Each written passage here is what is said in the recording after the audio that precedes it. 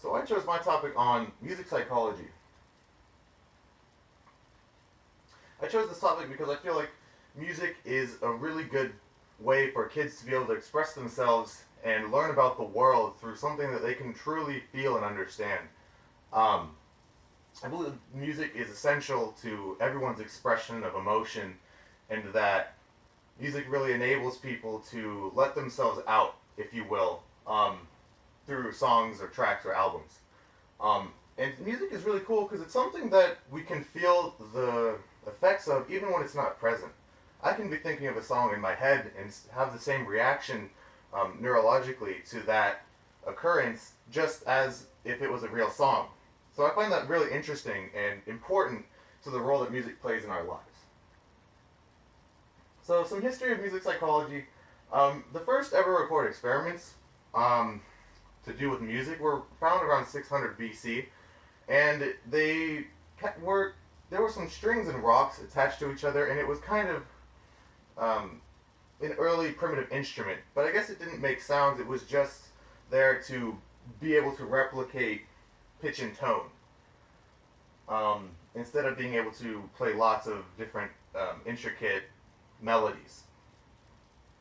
So many theorists argued how we should look at music psychology. Some just said that we could find all we needed to find in sound, and that all the mathematic equations would be able to explain all experiences of music.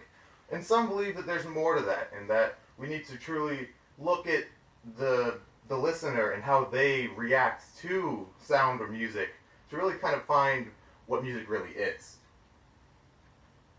So, from 1860 to 1890, William Wundt, who was an empirical psychologist, um, kind of was the first to move towards this empirical ideology that we could find the most about music by breaking down our experiences into their smallest parts possible. Because in doing that, we'd be able to recreate the sandcastle with all the small pieces of sand. And he kind of focused more about isolated tones and tonal relationships, not just how to create them.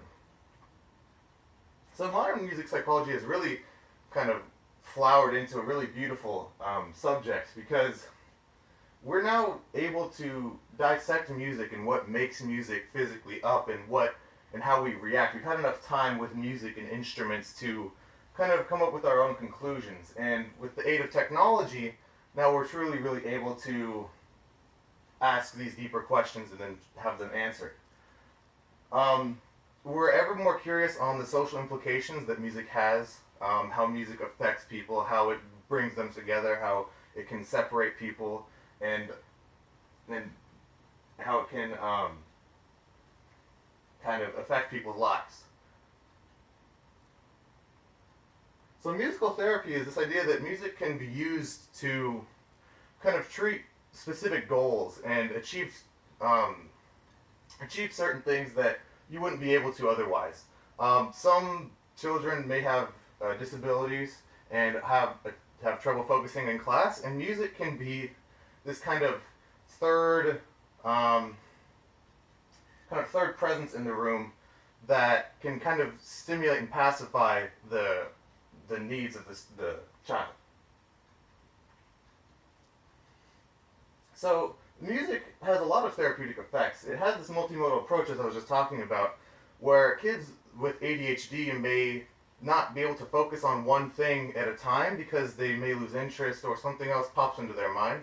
But when kids with ADHD listen to music, they are actually able to focus more on one task because of this multimodal approach, where your brain is still processing the music and sound and making sense of it, but still has another task to focus on. So music has the potential to alter moods as well. It can make us feel happy, it can make us feel sad, it can make us feel both at the same time sometimes. And that is really powerful, because there aren't too many things in this world that really get as deep as music does to us, and not very many things have as much of a profound effect. So children can get a confidence boost from listening to music, because music is something that they chose to listen to, a genre that they like, the artist that they chose, and the song that they want to listen to when they want to listen to it. And that can kind of give a child a sense of empowerment and give them the idea that they can really choose things in their life and they can change and alter specific parts and experience what they truly want to experience.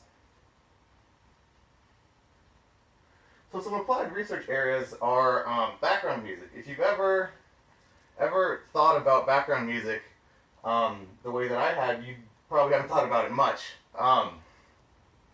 Background music is actually really important to note, to learn about how music can influence our lives, because it's everywhere.